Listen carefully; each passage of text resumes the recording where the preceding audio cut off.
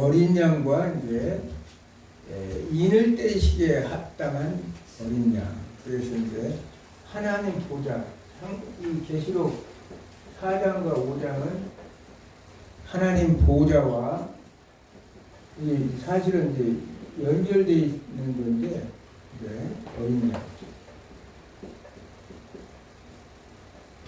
요한계시록 2장과 3장이 일곱표라면 4장, 5장은 보좌와 어린 양.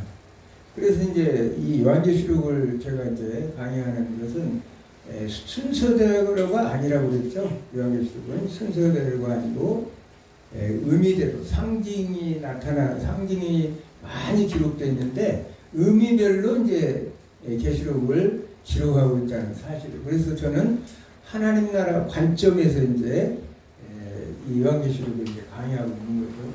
그래서 5장부터 시작한 것이 뭐냐? 1장은 이제 서론적 부분이기 때문에 했고, 5장은 하나님 나라의 주인공이 누구냐? 바로 어린 양이죠. 요한계시록의 주인공은. 그러면 어린 양 말고 또 요한계시록에 등장하는 인물이 바로 이제 사탄이라는 거예요. 사탄. 여기서는 이제 드라곤이라고 해서 용으로 이렇게 나타나는 거죠. 용. 용은 우리가 이제 창세기 공부를 해봤지만 창세기 3장 1절에 보면 하나님이 지으신 들짐승 중에 뱀이 가장 간교하더라. 이렇게 하나님이 지으신 들짐승 중에 뱀이 가장 간교하다는 얘기는 뱀이라는 그 상징적인 우리는 뱀 하면 사탄의 이제 용어로 우리가 쓰지 않습니까? 용이라는 용어도 쓰고 뭐 마이라는 단어도 쓰고 구약에는 리워야다 뭐 여러 가지 다양한 그 사탄의 명칭들이 나오는데 우리는 이제 사탄이라는 이제 이 대역자가 있는데 이 사탄은 어떤 존재냐?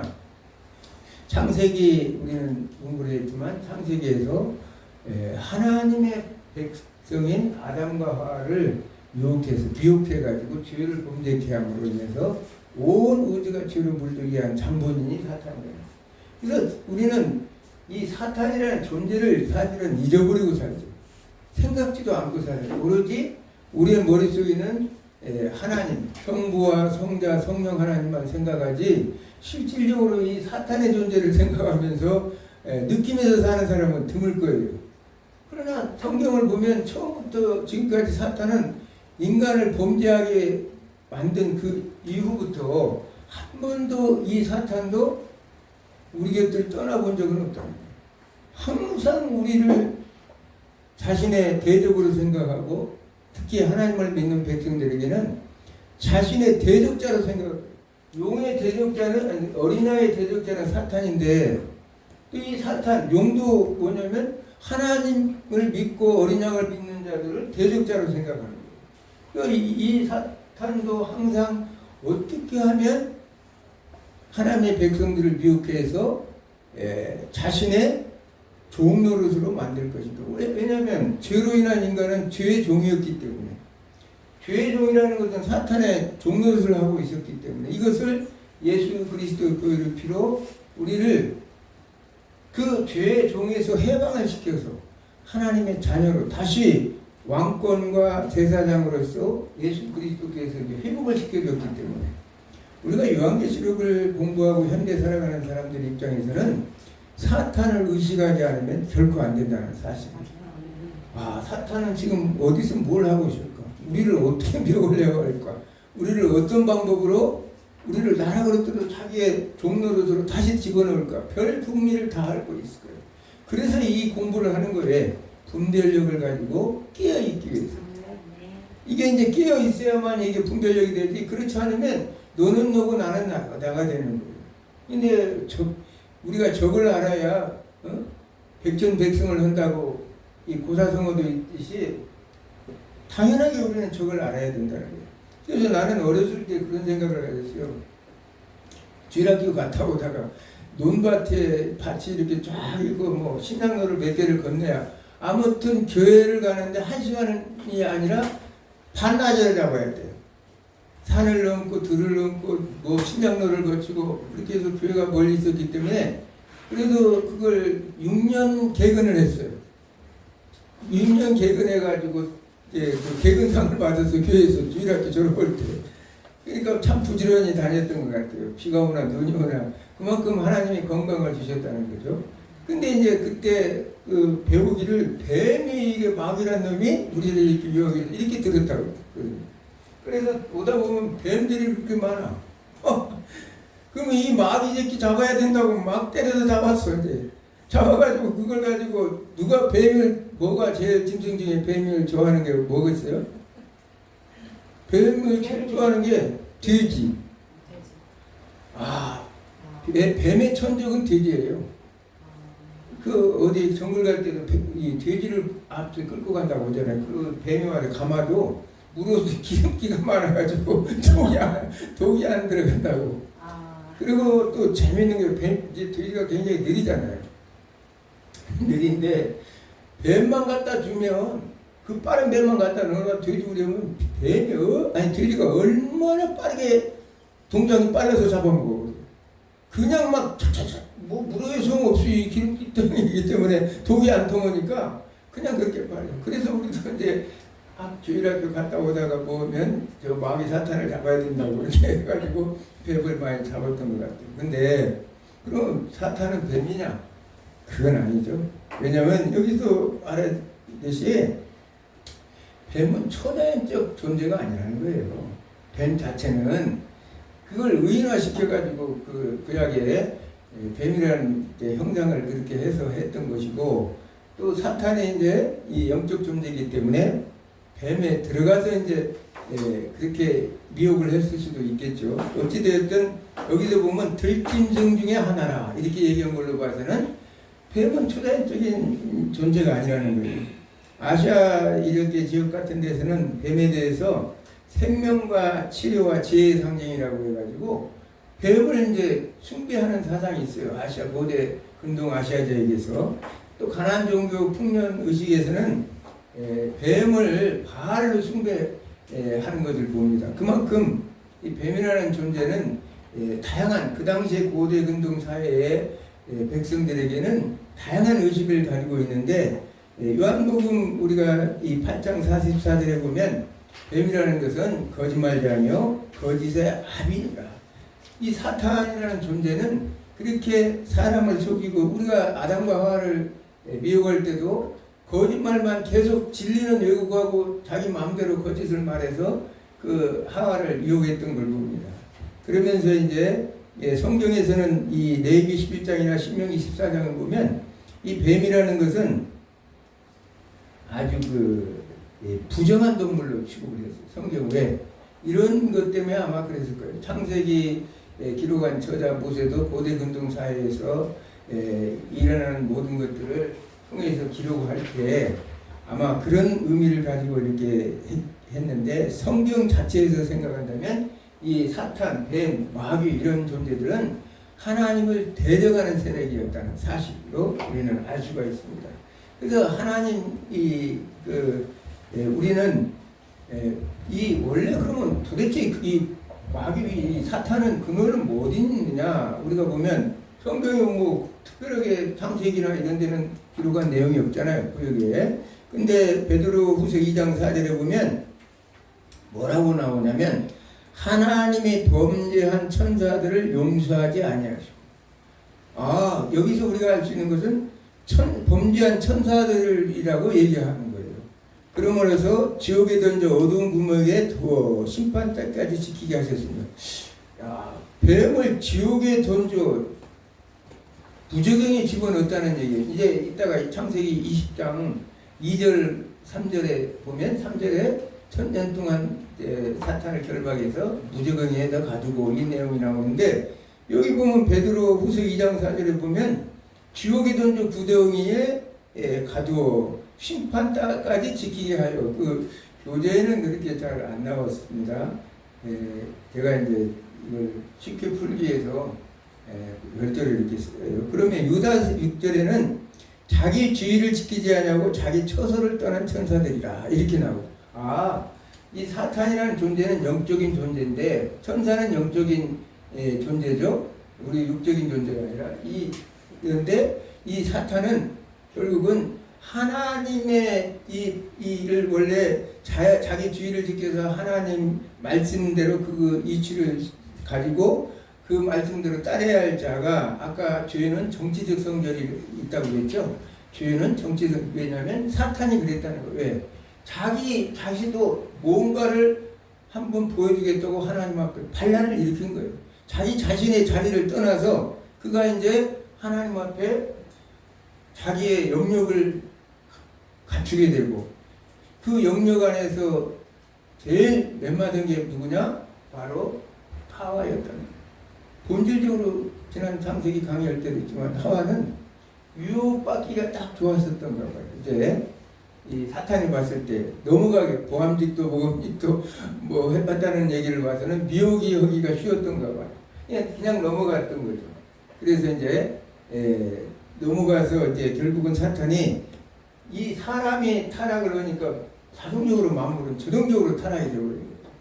왜냐하면 언약적 연대성이라고 그랬죠. 하나님, 인간, 이런 만물, 아까도 그랬죠. 만물. 이 자체, 인간과 만물은 언약적 연대성을 가지고 있다. 언약적 연대성. 그래서 인간을 타락시켜버리니까 저절로 만물까지 타락이 된 거예요. 종주와 속주 개념이라고 얘기했습니다. 종주와 속주 개념. 하나님이 대왕이고 여기서는 왕, 분봉왕이라고 해도 분봉왕.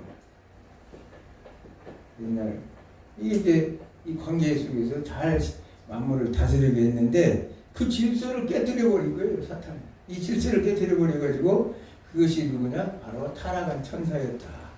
그래서 천사도 피조물이라는 사실을 우리는 성경을 통해서 알 수가 있는 것이죠. 그래서 히브리서 1장 14절에 보니까 모든 천사들은 섬기는 영으로 이렇게 나와요. 섬기는 영이다. 그러니까 당연하게 우리는 이제 초대교회에 보면 천사 숭배 사상이 있었어요. 그렇죠? 이 성경에 보면 골로새서나 이런 것들 보면 천사 숭배 사상이 그 당시 있어서 사도 바울이 신랄하게 이제 비난하고 또 히브리서에도 이렇게 천사는 누구냐? 사람을 섬기려고 있는 구원받은 상속자들을 위하여 섬기려고 보내심이 아니냐. 구원받은 상속자, 우리 인간들을 섬기라고 지금 천사들을 보냈는데 이들을 숭배하는 사상이 생겼다는 거예요. 아까도 얘기했지만 죄로 인해서 우리는 피조물을 섬기게 되었다는 거예요. 인간이 다스려야 할 하나님 나라 질서를 거꾸로 피조물을 섬김으로 인해서.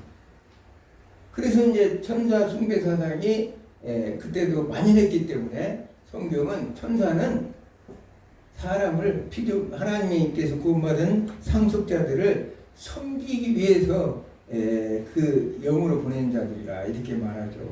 그러므로 인해서 이 우주 만물은 지금 어떤 존재냐? 사탄이 계속적으로 타락한 이 시대에 사탄이 계속적으로 주도적으로 이끌어가고 있는 이런 상황입니다. 그러므로 우리는 영적인 분별력을 가지고 사탄이 지금 우리를 어떻게 괴롭히고 있는가를 늘 생각하고 살아야 된다.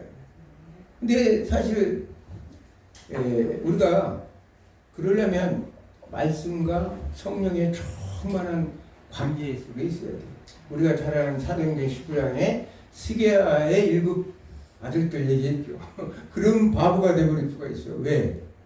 사탄이 누군지도 모르고 자기도 한수 떠서 내가 예수 그리스도 이름으로 사탄아 물러가라 하니까 그 귀신이 하는 얘기가 내가 타올도 알고 예수님도 아는데 너는 도대체 누구냐? 함부로 그냥 얼마나 달라들어서 모여서 그냥 옷이 다 찢기고 도망을 갔다는 내용이 나오죠. 우리도 똑같아요.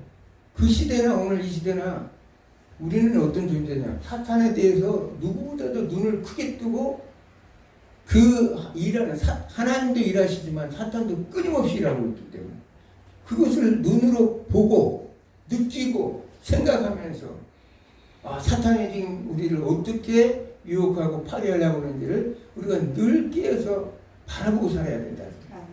지금 세상은 오늘날 이 지금 시대를 보면 사탄이 왕창 지배하고 있는 정말 특히 우리 대한민국은 이 영적으로 너무나 어두워진 세상이다. 나는 교회도 너무 많이 타락되어 있다고. 하나님의 말씀에 비춰보면 교회도 너무너무 타락되어 있어요. 영적 분별력이 너무나 없어요. 그래서 그냥 편하고 좋은 것만 추구를 하고 또 달콤한 것만 좋아해요. 요한복음 요한계시록 10장에 하나님께서 사도 요한에게 이 책을 먹으라고 그러죠. 처음 먹으니까 입에는 달고 배에는 쓰다고 얘기합니다.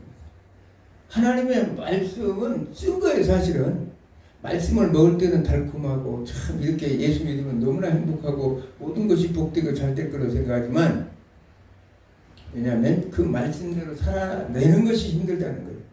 그러면서 사탄은 그 즉시 이제 공격의 대상에 들어가요.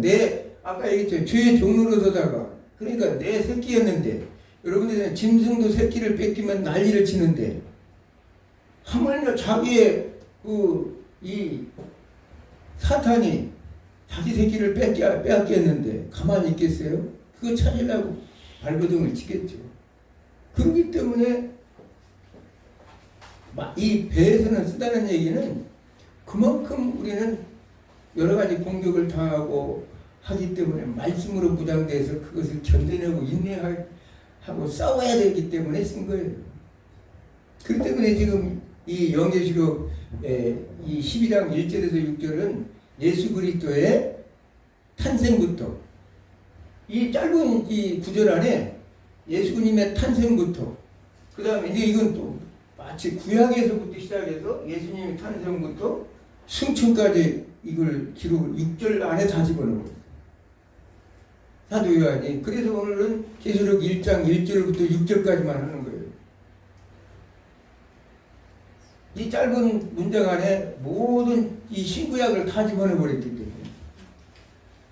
자, 우선 그러면 이 계시록 12장 1절부터 2절 말씀을 같이 읽겠습니다.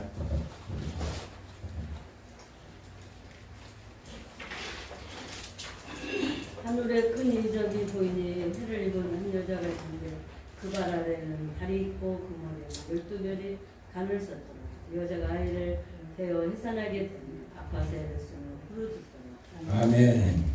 하늘에 큰 이적이 있다. 이 하늘, 이제 이 지금 계시의 말씀의 출처가 바로 하늘이라는 사실을 우리가 알 수 있죠. 하늘에 큰 이적이 있다. 큰 이적이라는 것은 이 세메이온이라는 단어인데, 세메이온. 보통 이제 그 기적 같은 거는 미라클이라고 하죠. 그런 것들은 초자연적인 건 초자연적인데, 이 단어 세메이온을 쓴 거는 이거는 표적을 얘기하는 거예요. 표적, 징조, 사인. 하나님께서 뭔가를 보여주기 위해서 이 이적을 나타냈다는 뜻입니다. 그런데 보니까 한 여자가 있긴 있는데 해를 옷을 입었다. 해를. 나는 처음에 이걸 이게 도대체 무슨 말인가 했어요. 여자가 무슨 해를 입고 그 발 아래는 달이 있다. 그러면서 머리에는 12관을 들었다. 해를 입고 다리에는 달, 머리에는 12면류관. 이거 도대체 뭘까? 창세기 우선 37장 다 찾아봅니다. 창세기 37장 9절부터 한번 10절까지 한번 읽어보겠습니다. 창세기 37장 시작. 요셉이 다시 꿈을 꾸고 그 형제들에게 말을 가르되 내가 또 우리도 평안을과 불편한 별이 내게 사라지다 하니라. 그가 그 꿈을 구멍에게 구하매 아비가 그를 꾸짖고 그에게 이르되 너의 꿈이 무엇이냐. 나와 내 모와 내 형제들에게 참으로 가서 땅에 엎드려 네게 절하더냐. 그 형들은 시시하되 그 아비는 그 말을 명하여 두었다. 아멘. 자, 여기 나오죠. 자, 사도 요한은 구약적인 하나님의 말씀을 통해서 지금 이 해와 달과 별을 통해서 구약의 교회를 말하고 있는 거예요. 구약의 교회. 구약의 이스라엘이죠. 이스라엘은 뭘로 되어 있습니까? 야곱의 12아들. 그 12아들이 12족장으로 만들어진 나라죠. 그것을 지금 표현하기 위해서 이 지금 창세기를 37장을 인용하고 있는 거예요. 아, 이걸 만약에 그 구약 그 내용을 모르는 사람은 도대체 무슨 여자가 해를 입고 다리에 두르고 또 머리에 12별관을 썼을까 그렇게 생각하는데, 이 내용 자체가 결국은 구약의 야곱의 12족장들 이스라엘 전체를 얘기합니다. 우리로 말한다면 구약의 교회를 얘기하는구나, 통칭으로. 자, 구약의 교회는 약속에 대한 말씀이죠. 그 약속은 뭐냐? 이 땅에 메시아가 올 것이다. 그리스도가 올 것이라는 약속입니다. 그래서 신약의 그 교회는 뭐냐면, 신약의 교회는 약속의 성취죠. 구약이 이 약속이고, 그리스도가 올 것을 구약의 모든 교회는 그리스도의 척도입니다. 창세기도 마찬가지잖아요. 창세기 3장 15절에 오실 메시아를 하나님께서 미리 말씀하신 거예요. 언약을 하셨죠.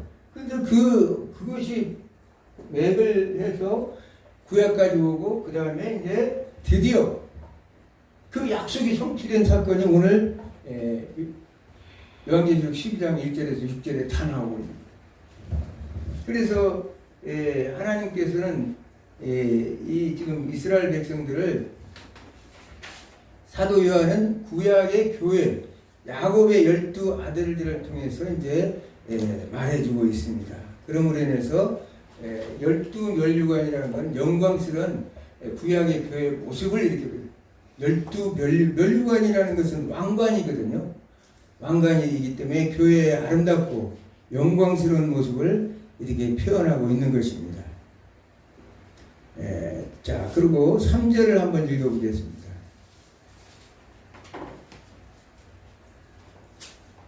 계시록 12장 3절. 하늘에 또 또 이 이 다른 다른 민족이 보이니 보라 한큰 붉은 용이 있어 머리가 7이요 뿔이 10이라 그 여러 머리에 7 왕관이 있는데. 여기 보니까 하늘에 또 여기도 또 하늘이 나오고 큰 이적이 세메이온이 나오고 분이 이렇게 나오죠. 보라, 큰 붉은 용이 있다. 큰 붉은 용. 큰 붉은 용은 드라콘이라고 그랬죠. 드라콘.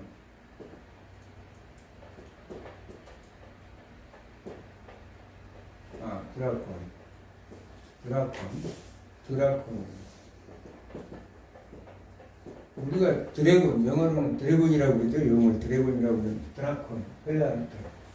근데 이게 보니까 용은 용인데 엄청 큰 데다가 큰 붉은 용이라는 거예요. 큰 붉은 용은 뭐냐? 왜 붉으냐 하면 성도들의 피를, 엄청난 피를 뒤집어 써서 성도들을 괴롭히고 그가 핍박하고 목배임을 하고 수없는 많은 순교자들을 피를 뒤집어 쓴 용이 붉은 큰 용으로 이 상징적으로 표현하고 있다는 거예요.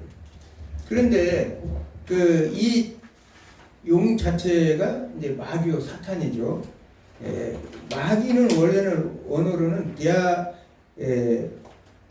디아볼로스라는 것인데, 디아볼로스 회방자 또는 참소자라는 뜻입니다. 우리가 참소자 얘기를 많이 했지만 욥기에서 우리가 하나님 앞에 욥을 참소한 이 마귀가 누구냐면 바로 이 붉은 큰 용이고 사탄이요 마귀라는 사실이에요.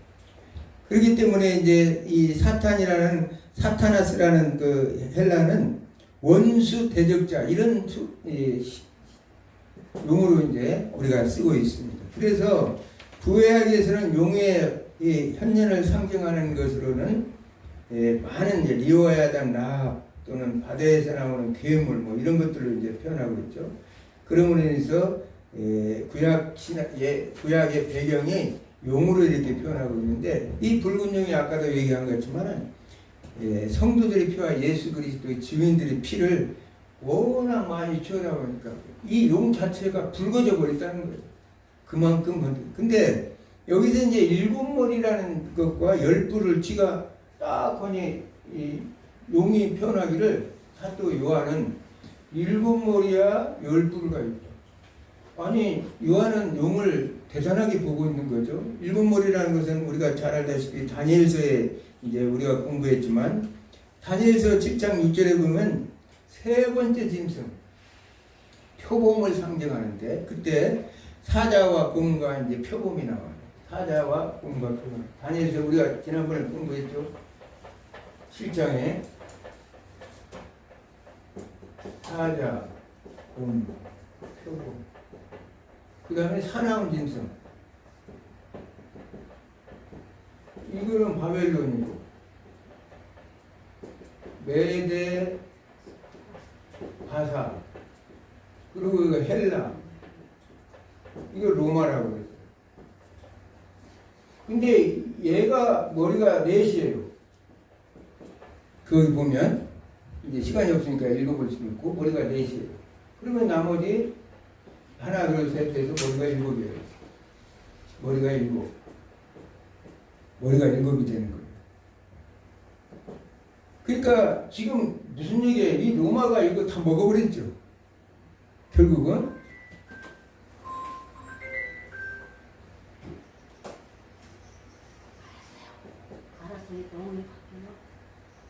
바벨론 메대 538년 메대 바사가 331년 146년에 이제 멸망돼요. 물론 로마 제국은 476년에 멸망됩니다. 이렇게 해서 지금 이걸 표현하는 거예요. 사도 요한은 이 지금 일곱 머리를 가진 짐승. 그러면서 이제 열류관을 가지고 있다. 열뿔을 가지고 있다.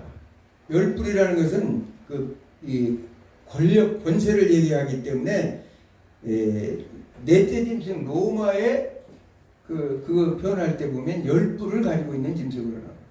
그러니까 사도 요한은 다니엘서를 통해서 이때가 이제 다니엘서 7장이니까 벨사살 원년이에요. 벨사살 원년이니까 주전 553년이죠. 553년. 그러니까 예수님이 지금 한참 오시기도 한참 전에 이제 하나님께서는 지난 시간에도 얘기했지만 앞으로 될 나라, 앞으로 지금 요한계시록에서 뽑아들 백성들을 생각하면서 이거 하나하나 하고 50도 메시아를 이제 준비하시면서 이거 하나하나를 다니엘서 12장 4절에 우리가 잘 알다시피 그때는 이제 다리오 왕 원년이에요. 주전 539년. 이미 바벨론은 멸망했고 페르시아 메대 왕이었던 다리오가 이제 결국은 이 점령했을 때인데 이때 이제 이 인봉을 이 책을 인봉해서 봉함하라. 왜냐하면 사람들의 왕래가 많고 지식이 더할 때 지금 이 시대를 말하는 거예요. 이 시대에 되면 이제 이 봉함을 한 책을 인봉을 뗄 때가 올 것이다. 그게 이제 예수님께서 오셔서 십자가에 죽으시고 부활하셔서 결국은 이 예수 그리스도 오심으로 인해서 하나님의 심판이 시작됐다는 사실을 우리가 알 수 있습니다. 지난 시간에 이제 다 했죠. 이 멸류관을 이제 디아데마라는 뜻으로 이제 여기는 기록되어 있지만 요한계시록 19장에 나타난 예수 그리스도를 말하는 많은 이게 멸류관은 스테파노스라는 단어로 이렇게 쓰고 있습니다. 그래서 용은 이렇게 힘있고 강하고 이 권능이 있는 그런 자로 지금 이 요한은 쓰고 있어요. 그래서 사탄을 예수 이름으로 명하니 물러갈지어다 하면 사탄이 꼼짝 못하고 도망간다는 생각만 가지면 절대 안 된다는 거예요. 내가 그리스도의 능력을 덧입지 않는 이상, 성령의 능력과 권능을 가지지 않는 이상 이 사탄 용을 우리는 물리칠 수가 없어요.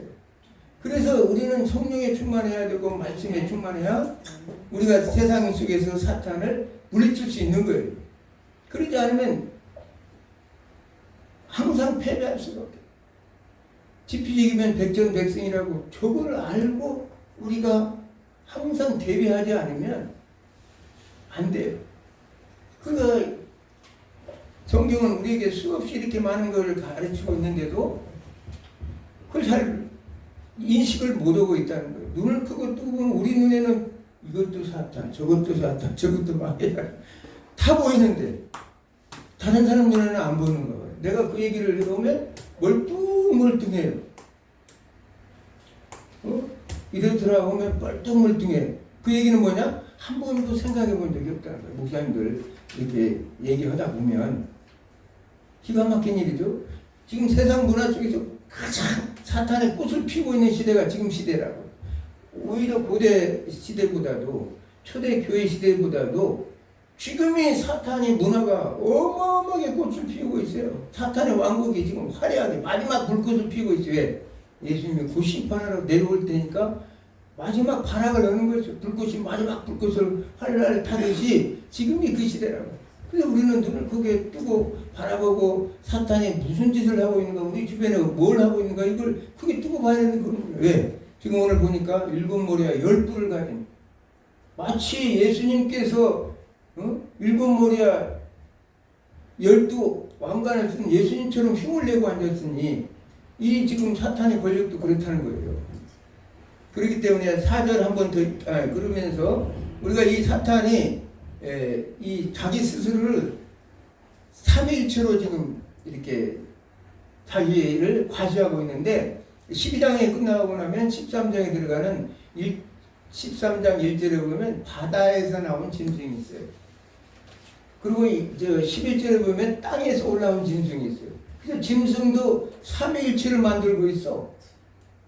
웃기죠? 이 사탄은 시기질투가 굉장히 많은 녀석이에요. 왜냐하면 어떻게든 자기가 하나님처럼 한번 대접받고 싶어서 하나님의 흉내를 그렇게 내고 있어. 성경 전반에 보면 사탄이 하는 것은 예수님의 하는 일을 그대로 흉내를 내고 앉아서. 근데 그 흉내 자체가 이제 13장에 보면 666 여러분들이 알죠? 666 아담의 수 6이라는 것, 6이라는 것은 이 사탄의 수인데 이건 뭐냐면 하나님의 수는 뭐예요? 777이잖아요. 완전수. 이건 모질하다는 거예요. 지가 아무리 발가상 쳐도 사탄은 666일 뿐이지 777이 될 수 없다는 거예요. 완전할 수 없다는 거예요. 자기가 아무리 흉내를 내고 아무리 하나님 그 능력을 행하든지 행사한다 할지라도 그가 이미 패망한 사탄은 다음 주에 나오겠지만 하늘에서 이미 전쟁에서 져버린 사탄은 결코 하나님의 백성들을 참소하지 못하고 정죄하지 못하는 그런 존재라는 거예요. 그래서 666이에요. 막 그걸 막 옛날에 무섭게 막 분간사들이 와서 이거 얼마나 우려먹었습니까? 666 뭐 조심해라 뭐라 앞으로 짐승의 표 맞으면 뭐 죽는다 뭐 바코드가 666이네 뭐 별소리를 다 했죠. 그러나 이 전체적인 텍스트를 보면 666은 사단의 수인데 결국은 하나님의 수 777하고는 비교가 여기서도 삼위일체 흉내를 내요. 말하자면 성부 하나님, 성자 하나님, 성령 하나님 흉내를 내는 거예요. 땅에서 올라온 짐승, 바다에 올라온 짐승을 성자 하나님으로, 땅에서 올라온 짐승을 성부 하나님, 성령 하나님으로. 그렇게 지금 흉내, 이제 시리즈로 쭉 나왔는데, 내가 왜냐하면 순서대로 하지 않고 왜 용과 대적자, 그 다음 사탄, 졸개들, 그 다음에 이제 교회, 7개, 그 다음에 이제 심판 시리즈로 가는 것은 이 이유가 있었어요. 그러면 이걸 알고 이제 그걸 읽어야 그래도 이게 무슨 말인지를 알 텐데 그냥 나가버리면 잘 알 수가 없다는 거예요. 자, 이제 2장 4절 한번 읽겠습니다.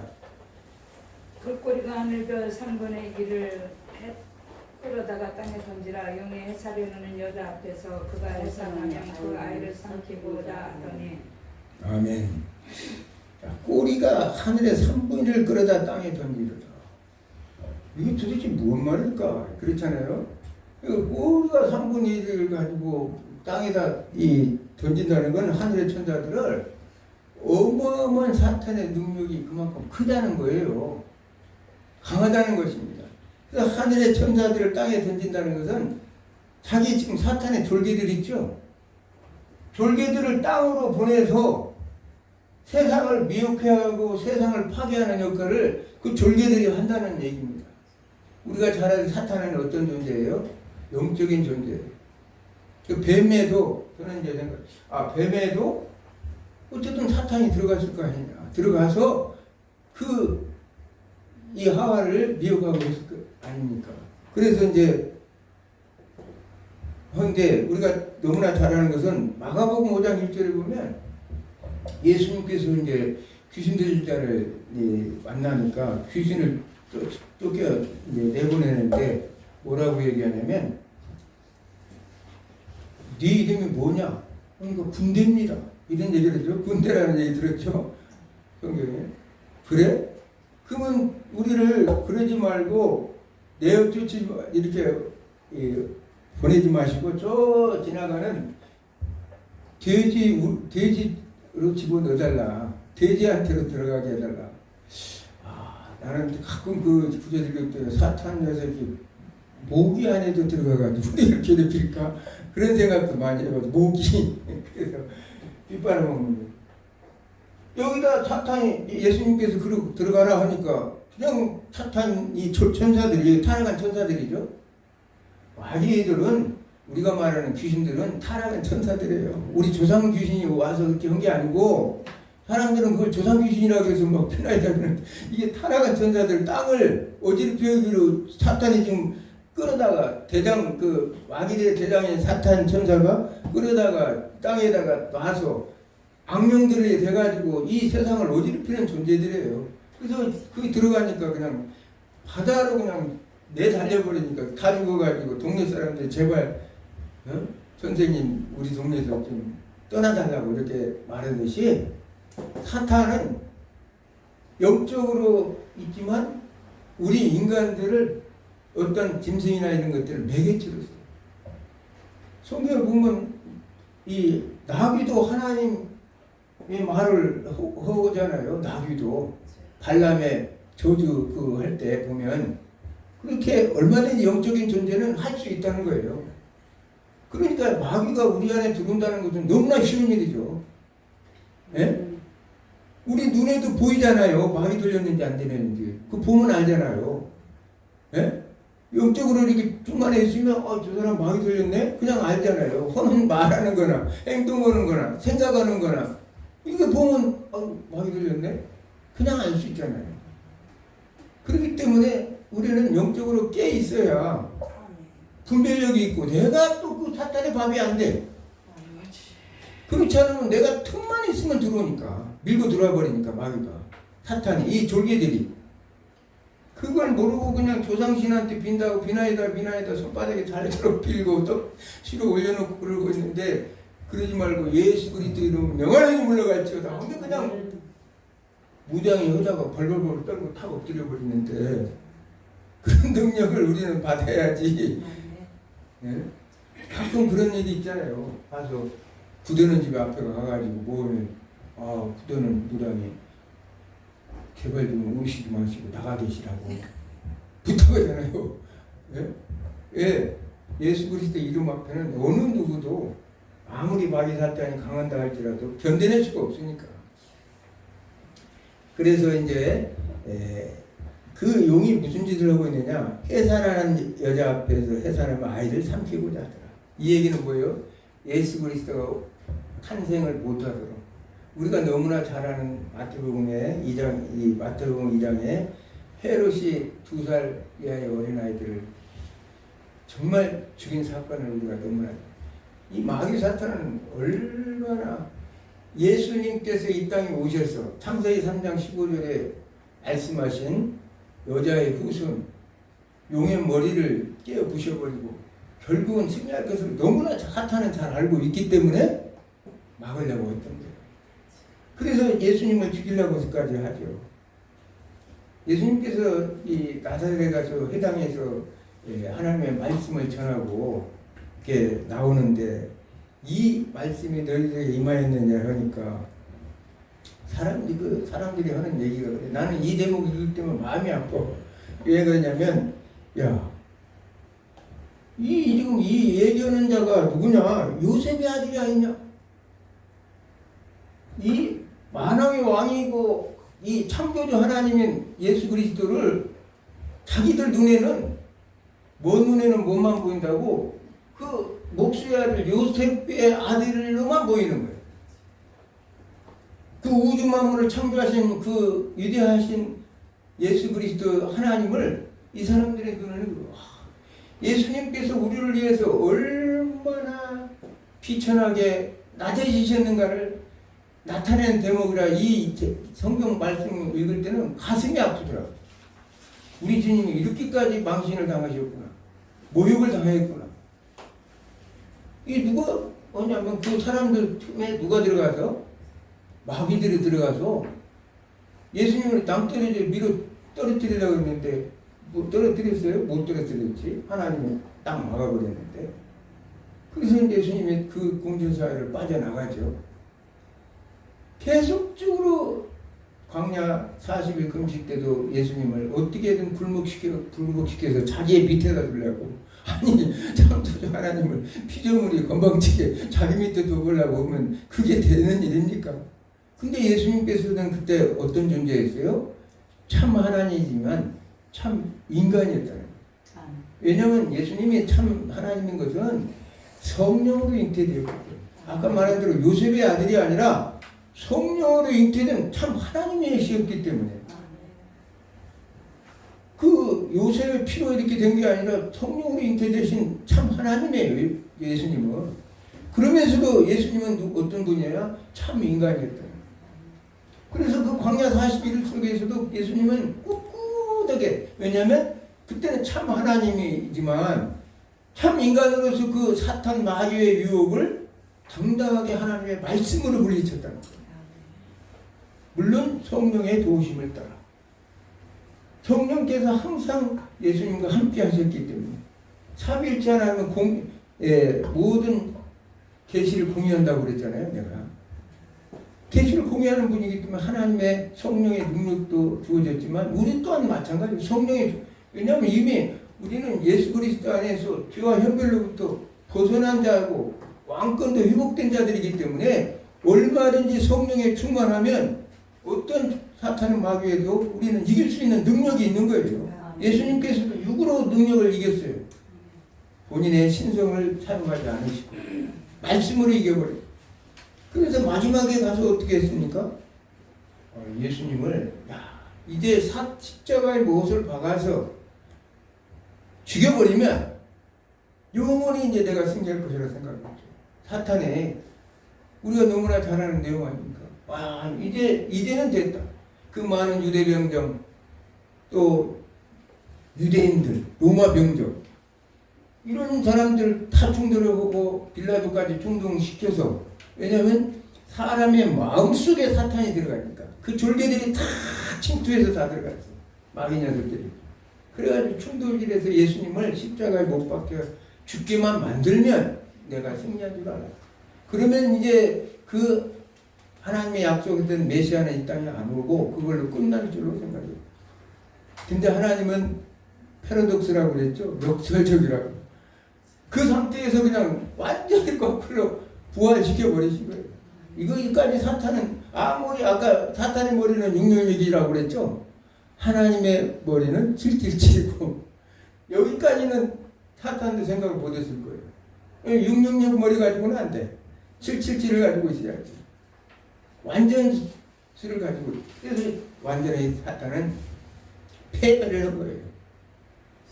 패배를 해서 여기 오늘 본문에 보니까 아들을 이제 5절에 보니까 여자가 아들을 낳으니 이는 장차 철장으로 만국을 다스릴 남자라. 우리가 이미 시편에 기록하고 있는 대로 2절 시편 2장 이제 2편 7절에 보니까 내가 여호와의 명령을 전하노라. 여호와께서 내게 이르시되 너는 내 아들이라 오늘 내가 너를 낳았도다. 이 말씀이 이루어져서 이제 예수님께서 아들을 아까 여자라는 건 뭐예요? 구약의 교회를 얘기했죠. 구약의 이스라엘. 구약의 이스라엘을 통해서 유다 지파의 뿌리 다윗이 이 다윗의 뿌리가 와서 인을 떼고 이기었노라고 계시록 5장 5절에 말씀하고 있잖아요. 이 구약의 교회 여자가 이제 나왔어요. 나와가지고 이제 9절 보니까 내가 철장으로 그들을 깨뜨리면 질그릇같이 부수리라. 이 시편에 이 기자가 고백한 내용이 그대로 이루어진 거예요. 그대로. 그러니까 하나님의 일은 항상 먼저 계시를 하더라고요. 먼저 계시를 하고 그 백성들에게 먼저 알려줘. 너희가 이렇게 하면 반드시 복을 줄 것이다. 너희가 이렇게 하면 반드시 패망할 것이다. 하나님은 반드시 그렇게 하시지 그냥 하는 적이 없어. 그냥 갔다가 무조건 되고 너 만화더럽지 하고 패는 적이 없어. 미리 다 피할 길을 알리시고 갈 길을 알게 하셔서 인도하셔요. 우리는 구약의 사건 속에서도 수없이 많은 시간과 공간 속에서 하나님께서 그 계시를 통해서 우리에게 오실 메시아에 대해서 얼마나 많이. 아까 보면 그 해산한 여자가 너무나 진통을 많이 했다고 그러잖아요. 예? 여기 보면 2절에 보니까 여자가 아이를 위하여 해산하게 되어 아파서 애를 쓰었습니다. 이 얘기는 예수님이 오시기 전까지 예수님이 오시기 전까지 얼마나 하나님께서 그 백성들을 통해서 하나님의 마음을 우리는 알 수가 있어요. 여자가 해산하는 고통 속에 그 교회가 오늘 메시아가 오시기까지의 그 역사 속에서 하나님이 그만큼 엄청난 마음 아픈 사건들을 통해서 역사 속에서 있게 하시고 우리는 너무나 잘 아는 사건 속에서 이제 드디어 철장으로 만국을 다스릴 아이가 탄생했다는 사실을 성경은 말합니다. 사도 요한은 이렇게 간단하게 그냥 하나로도 구약부터 탄생부터 오실 심판까지를 아니라 한 몇 절 안에 다 해버렸지만 5절 안에 싹 집어넣었지만 여기에는 어마어마한 내용의 말씀이 함축되어 있다는 사실을 우리가 알 수가 있어요. 자, 교회가 이제 이 핍박받는 그 이유가 뭐냐? 여자가 될 나이는 장차 왕국을 다스릴 남자라 그 아이를 하나님과 앞과 그 보좌 앞으로 올라가더니 5절에 보니까 이제 승천했죠. 승천해서 이미 승천했다는 얘기는 이미 사탄은 패망했다는 거예요. 창세기 3장 15절에 말씀대로 이루어졌다는 얘기예요. 이제는 사탄의 권세가 더 이상 우리를 정죄하거나 우리를 참수하거나 그렇지 못한다는 얘기를 성경은 일단 말씀하고 있는 것입니다. 그러면서 6절에 보니까 여자가 광야를 여기서 여자는 뭐냐? 6절 여자는 신약의 교회예요. 뭐 헷갈리죠? 그냥 보면 자 앞에 여자는 구약 기업이고 이스라엘 해를 입은 여자.